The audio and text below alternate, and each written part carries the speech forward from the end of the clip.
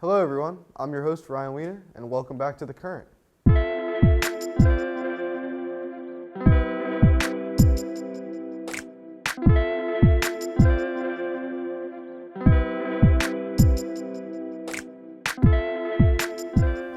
Today I'm here with Nick Moraglia, a former comm studies student at UNCW, who is now a producer and videographer at WWAY. Nick, can you just tell us a little bit about yourself and what you do at WWAY?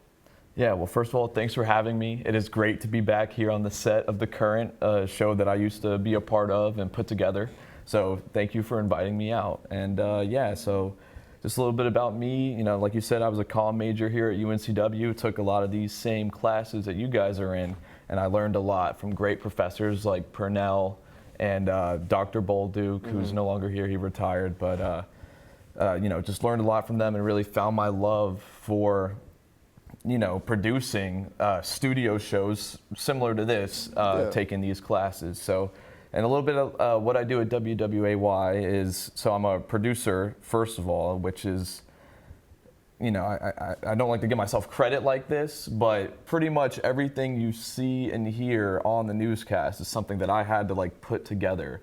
And that goes with the videos. I have to edit video to fit the story that I'm doing, and then I also have to write a script for it as well.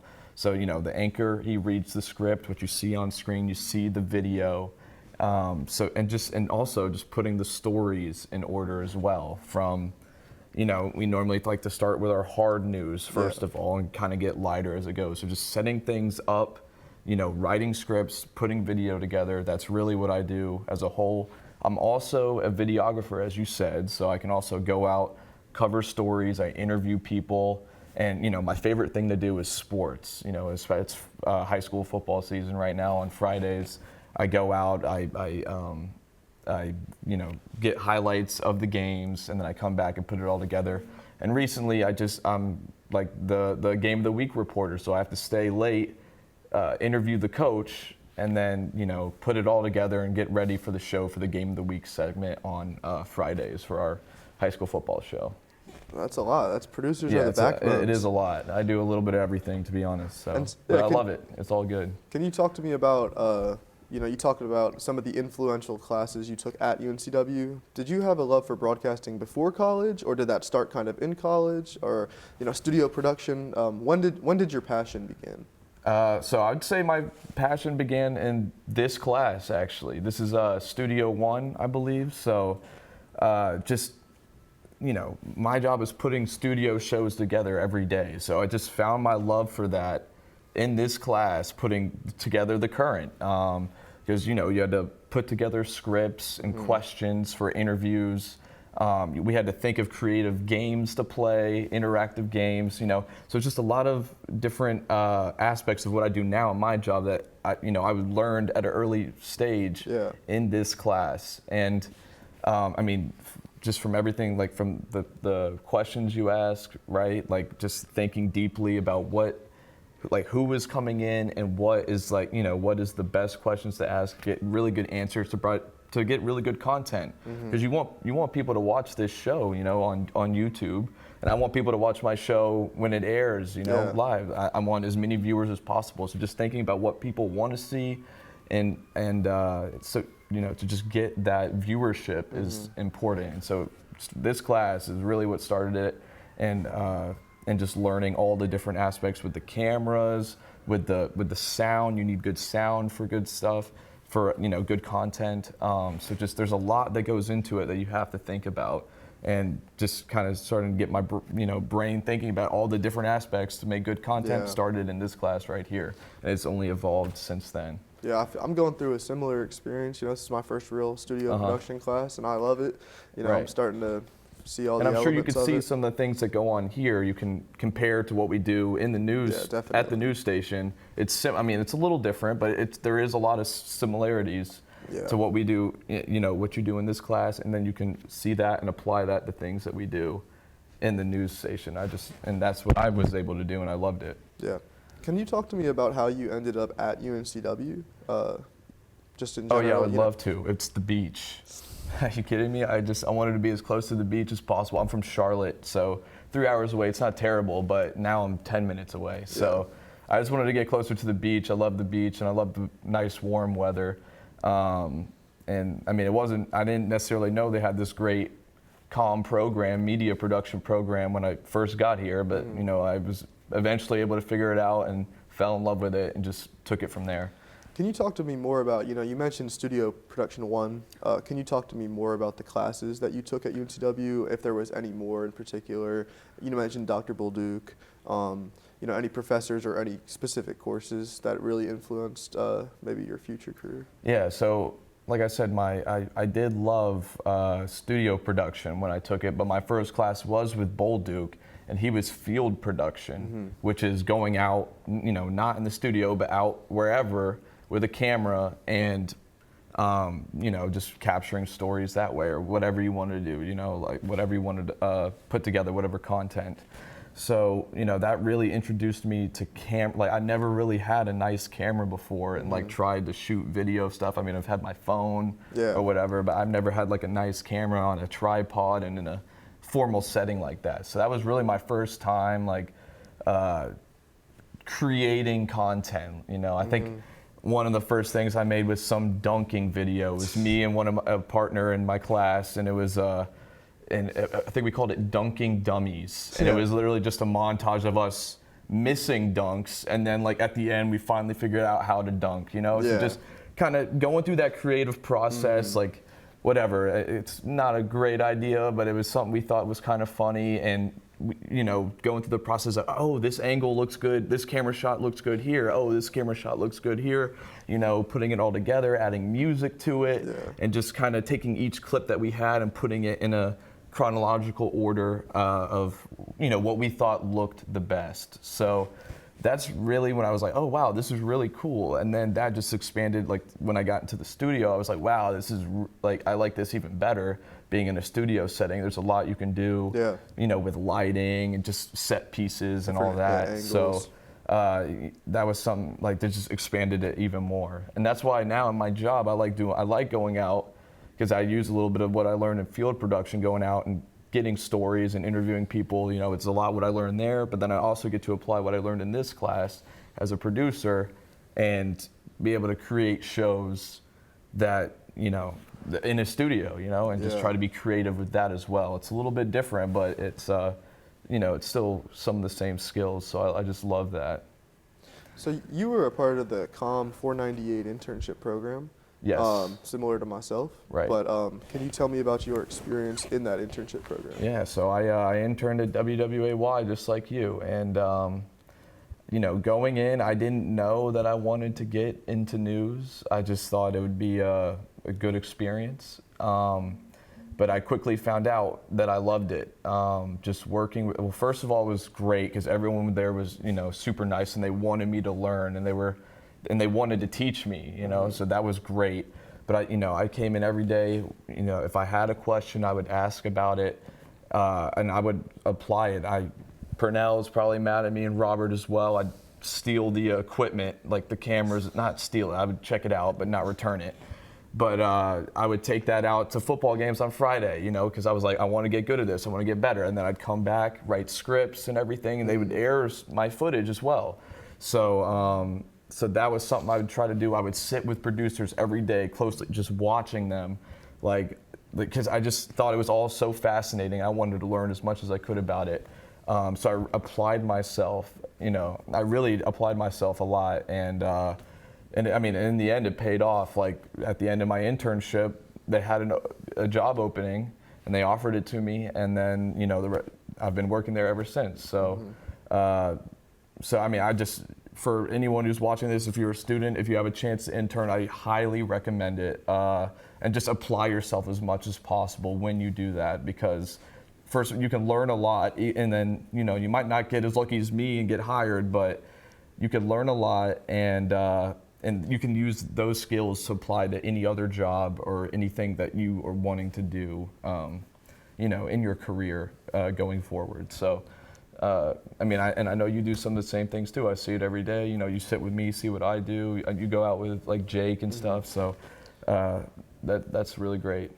Was there any particular experience or a memory, a story that you have from interning that you want to share? Anything that, was pivotal? Well, I first, so like I said, I would take the comm equipment, like a camera, and go out to football games on Friday. So, and it was funny because we never told our news director what was going on, but because when I first realized, like they're really relying on me for some highlights, because Jake, our sports reporter, he dropped me off at a game by myself, and so I was like, oh, this is real. Like, I can't mess up, I have to shoot the game. I have to make sure I get good highlights. I have to remember what happened so I can write a good script when I get back, because it's all on me. So I just remember the first game that I did that, just him dropping me off like that. I was like, all right, like I need to focus up and make sure that I get this right. And like I said, like the news director didn't know, so we just tried to keep it on the down low or whatever.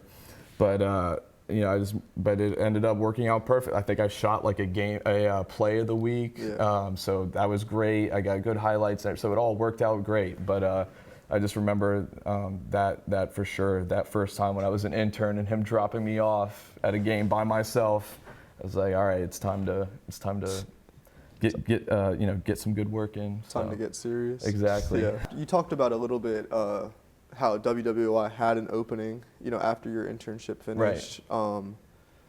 Can you just elaborate a little bit about how that process went? Finishing your internship and then transitioning into employment.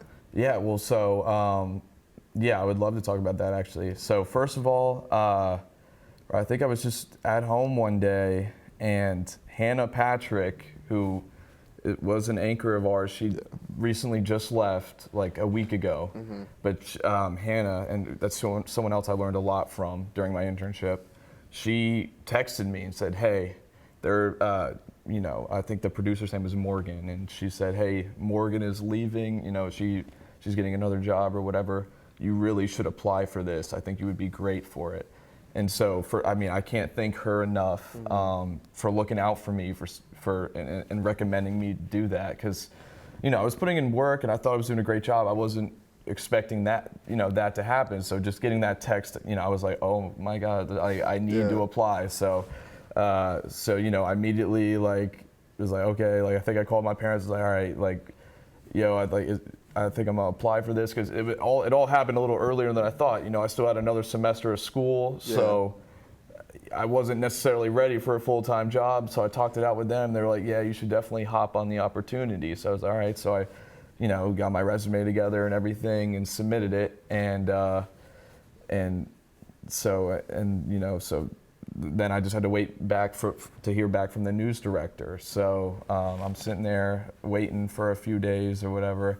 I'm still going in for my internship, so I'm still there, so I could see the news director and everything. And I think I interviewed with her one time. It was actually, but it was an interview, but it was still very laid back, because I've already been around and everything, and I knew her and she knew me, and it was just kind of, she was just asking me a couple questions about how I think I would do with the job and everything. So it wasn't, too stressful of an interview or anything. But then I just remember I was actually in Dr. Bolduc's class, and I think COM 400, and it's me and only 8 other people or something, and I'm getting a call from the news director one day, and I step out of class and I answer it, and she says, I want to offer you the job. I was like, oh my gosh, thank you so much, all that. And I come back into class with the biggest smile on my face, and everyone's like, what happened? I was like, I just got the job. And they all started clapping and cheering for me. So that was a really cool moment. But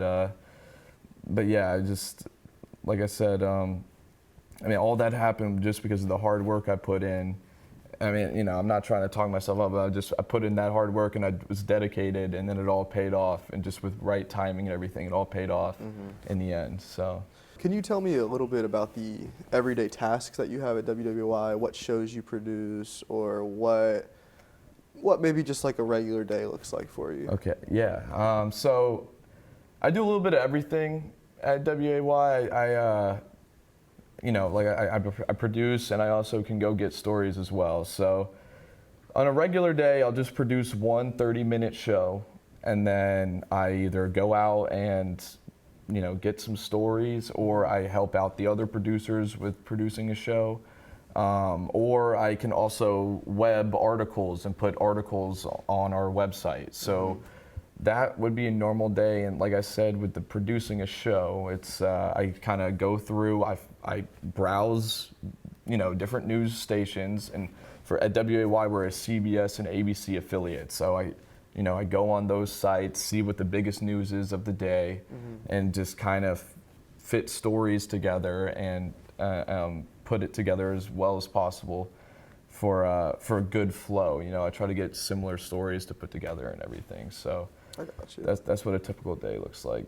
Can you talk to me about the team atmosphere that WWAY has, and how working in like a friendly environment with, you know, like nice, kind people, and how that has affected your work in the industry? Yeah, well, yeah. First of all, at WAY, everyone loves each other, and we all help each other out. You know, it really is like a family type atmosphere.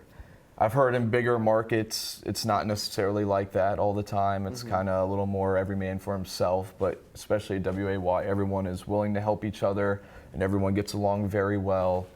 So it's a very laid-back newsroom, and but that, I mean, I think that helps the product be better, because we all want everything to be as good as possible. We help each other out, and you know, no one's trying, I mean, to one-up each other. We all want good content and good stories to report on.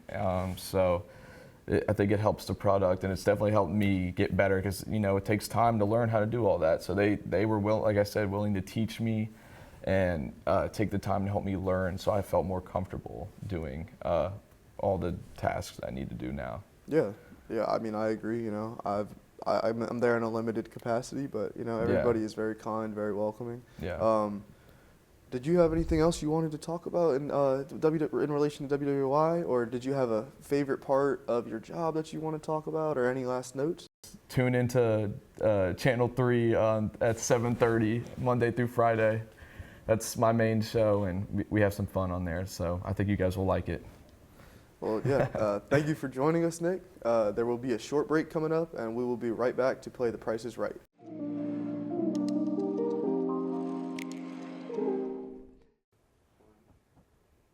Hello, my name is Kate Wagner, and this is a Wave Watch. Are you eager to find a job? Don't know where to start?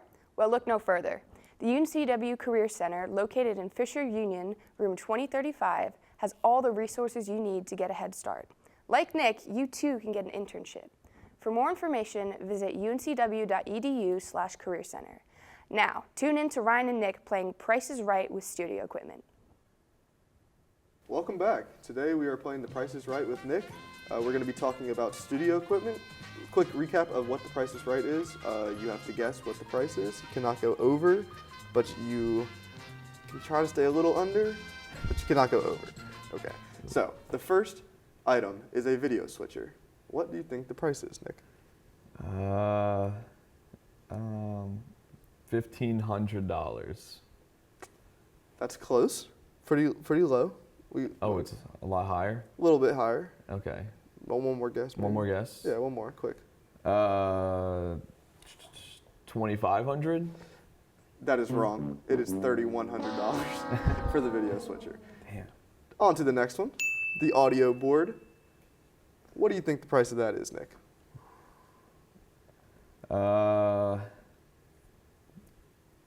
$5,000 on the dot, on the money. $5,000. Yes. That was, I knew you were gonna get that. I had that gut feeling. On to the next one, studio camera body. What do you think the price of that is, Nick? Oh. Let's go with $500. No, this is a luxury camera body. Ooh. A little bit higher than that. Dang.